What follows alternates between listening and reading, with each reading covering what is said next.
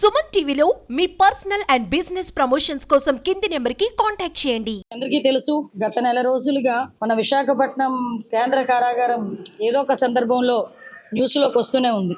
విషయం ఏంటంటే last superintendent కూడా సస్పెండ్ చేసే పరిస్థితి కూడా మీ అందరికీ కూడా తెలుసు. ఎందుకంటే లోపలికి గాంజా సరఫరా అన్నది జరుగుతుంది. కొంతమంది స్టాఫ్ లోపల ఖైదీలకి గాంజా సరఫరా చేస్తున్నారు అన్నట్టుగా కొన్ని ఆరోపణలు రావటం, దాని నేపథ్యంలో లాస్ట్ టైం కూడా మేమందరం కూడా దీని మీద ఎంక్వైరీ వేయడం జరిగింది. కొన్ని నిజాలు బయటపడిన తర్వాత కొంతమందిని కూడా అక్కడ నుంచి సస్పెండ్ చేయడం కూడా జరిగింది. అయితే ఆ రోజు నుంచి నేను లాస్ట్ టైం ఇక్కడికి ప్రెజెంట్ విజిట్ కి ఫార్మల్ విజిట్ కి వచ్చినప్పుడు కూడా నేను చాలా సందర్భాల్లో ఇక్కడ అబ్జర్వ్ చేసి వాళ్ళందరినీ కూడా కొంచెం అలర్ట్ చేయడం జరిగింది. ఎందుకు ఈ మాట చెప్తానంటే, ప్రతిసారి మేడం ఏంటి లాస్ట్ 5 years గురించి మాట్లాడతారని మీరు అనుకోవచ్చు, కానీ ఆ ల్యాప్సెస్ అన్నవి చాలా క్లియర్ గా మేము ఫేస్ చేయాల్సిన పరిస్థితి వచ్చింది. లాస్ట్ గవర్నమెంట్ కంప్లీట్ గా ప్రిజన్స్ తాలూకా సెక్యూరిటీ పర్పస్ లో కానీ, వాటి మెయింటెనెన్స్ విషయంలో కానీ, లోపల అసలు కనీసం ట్రాన్స్ఫర్స్ విషయంలోని కానీ లోపల ఏం జరుగుతుంది అన్నది కంప్లీట్ గా వదిలేశారు. మేము వచ్చిన తర్వాత ప్రతిదీ కూడా పిన్ టు పిన్ మేము అబ్జర్వ్ చేసుకుని, పిన్ టు పిన్ మేము ఎంక్వైరీ చేసుకుని, ప్రతి ఎక్కడా కూడా ఇబ్బంది లేకుండా చూసుకునే బాధ్యత మేము తీసుకుంటా ఉంటే కొన్ని సందర్భాల్లో కొంతమందికి అది ఇబ్బంది కలిగే పరిస్థితులు రావచ్చు.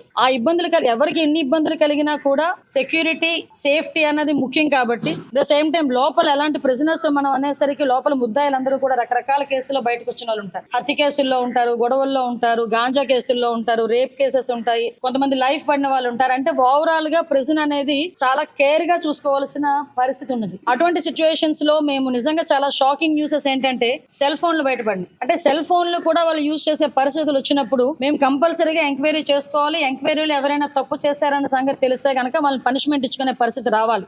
దీన్ని కూడా గవర్నమెంట్ ఇక్కడ ఉన్న ఎంప్లాయీస్ అందరూ కూడా దీన్ని కూడా అర్థం చేసుకొని ఫర్దర్ గా కూడా వాళ్ళ వర్క్లు ప్రాపర్ వేలో వారు వర్క్ చేసుకునే పరిస్థితి రావాలి. ఎందుకని మేము చెప్తున్నామంటే, ఇప్పుడు సెల్ ఫోన్స్ దొరికినాయి. ఆ సెల్ ఫోన్ నుంచి మేము ఆల్రెడీ ఎంక్వైరీ స్టార్ట్ చేసాం. సిడిఆర్ తీసుకుంటాం. ఐఎంఐ నెంబర్ నుంచి ఎక్కడి నుంచి ఏ సిమ్ ఇందులో యూజ్ చేశారు, ఏ నెంబర్ నుంచి వెళ్ళింది, ఏ నెంబర్ నుంచి లోకల్ నుంచి ఎన్ని కాల్స్ బయటకు వెళ్ళి, ఎవరు అవతల వాళ్ళు మాట్లాడారు. సో ఇవన్నీ కూడా ఎంక్వైరీ చేసుకుంటాం.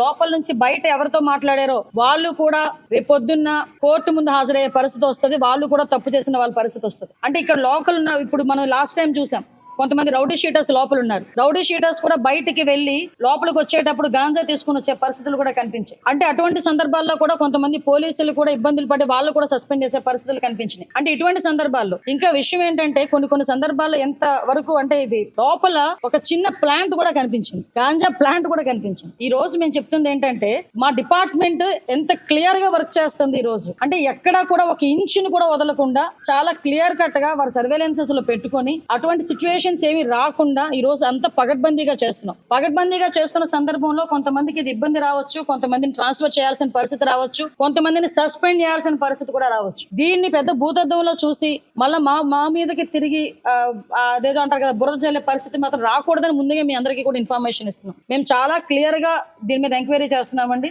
ఎక్కడ ఏ పొరపాటు జరిగినా కూడా ఎవరిని కూడా ఉపేక్షించే పరిస్థితి లేదు. ఆ ఎంప్లాయీస్ అయినా కూడా, నేను ఇప్పుడే ఎంప్లాయీస్ అందరికి కూడా చెప్పి వచ్చాం. ఈ రోజు లాస్ట్ మించుమించు మీరు నమ్ముతారా, ప్రెజెన్స్ లో కానీ పోలీస్ స్టేషన్స్ లో కానీ 5 సంవత్సరాల పైన ఈ రోజు వరకు కూడా కొంతమంది ఎంప్లాయీస్ పాతుకుపోయి ఉన్నారు. కొన్ని సందర్భాల్లో వాళ్ళతో రిలేషన్ పెట్టుకుంటారు, లోపల వాళ్ళు ఖైదీలతో కొంత రిలేషన్ పెట్టుకుంటారు. అంటే నేను అందరినీ చెప్పట్లేదండి, కొంతమంది వ్యవహారం జరుగుతుంది. కాబట్టి అటువంటి పరిస్థితి ఏంటంటే, ఉదయం నుంచి సాయంత్రం వరకు ఒకే దగ్గర కూర్చుంటాం కాబట్టి ఏదో మాట కలుస్తుంది, కానీ అది యాక్షన్ లోకి రాకూడదు బయటకు వచ్చిన తర్వాత.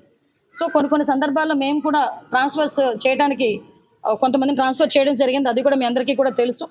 మేమందరికీ కూడా చాలా క్లియర్గా ఎక్స్ప్లెయిన్ చేయాలి, పబ్లిక్కి కూడా తెలియాలనే ఉద్దేశంతోనే ఈరోజు నేను ఇక్కడికి రావడం జరిగింది. ఇక్కడికి వచ్చిన తర్వాత కొన్ని విషయాలు, నేను ఎక్కడైతే సెల్ ఫోన్ దొరికిందో అది కూడా చూసి వచ్చాను. ఎక్కడైతే వీళ్ళు మొన్న రీసెంట్గా ఎవరైతే ఆరోపణలు బయటకు వచ్చి చేశారో, ఏ బ్యారక్లో అయితే మమ్మల్ని చెక్ చేశారు, బట్టలు తీసి చెక్ చేశారని చెప్పారు, ఆ బ్యారక్ను కూడా చూసి వచ్చాను. ఒకటి మాత్రం చెప్తున్నానండి, నేను డిపార్ట్మెంట్ లో అందరికీ మేము హోమ్ మినిస్టర్, అందరికీ గౌరవ సీఎం గారు ముఖ్యమంత్రి. ఇందులో మాకు ఎటువంటి పక్షపాత వైఖరులు మా దగ్గర ఉండవు. అందరూ మా కుటుంబ సభ్యులే. కానీ తప్పు చేస్తే ఎవరైనా పనిష్ చేస్తాం. ఆ విషయం గురించి అని చెప్పడానికి, క్లియర్ గా చెప్పడానికని వచ్చాం. ఇక్కడ ఉన్న వాళ్ళందరికీ కూడా చాలా క్లారిటీగా చెప్పాం. వాళ్ళ వెల్ఫేర్ మేము చూసుకుంటాం, కానీ గవర్నమెంట్కి ఎక్కడ కూడా చెడ్డ పేరు రాకుండా, ఇక్కడ స్టాఫ్కి ఎక్కడ చెడ్డ పేరు రాకుండా చేసుకోవాల్సిన బాధ్యత కూడా అందరి మీద ఉంది. దయచేసి మీరందరూ కూడా సహకరించాల్సిందిగా కోరుకుంటున్నా. మా పత్రికా సోదరులకు కూడా మీ అందరికీ కూడా ఒకటే విన్నపం, ఏం జరిగిందనేది మీకు క్లియర్గా మేము ఎక్స్ప్లెయిన్ కూడా చేస్తాం. ప్రతి ఒక్క విషయాన్ని ఎక్స్ప్లెయిన్ చేస్తున్నాం పబ్లిక్, ఎందుకంటే మీరే ప్రజలకి మాకు ప్రభుత్వానికి మధ్యలో ఉన్న వారధులు. మీ దగ్గర మీకైనా క్లియర్గా ఇన్ఫర్మేషన్ ఇవ్వాలి కాబట్టి ఈరోజు ఇక్కడ ఒకసారి చూసి మీతో మాట్లాడడం జరిగింది.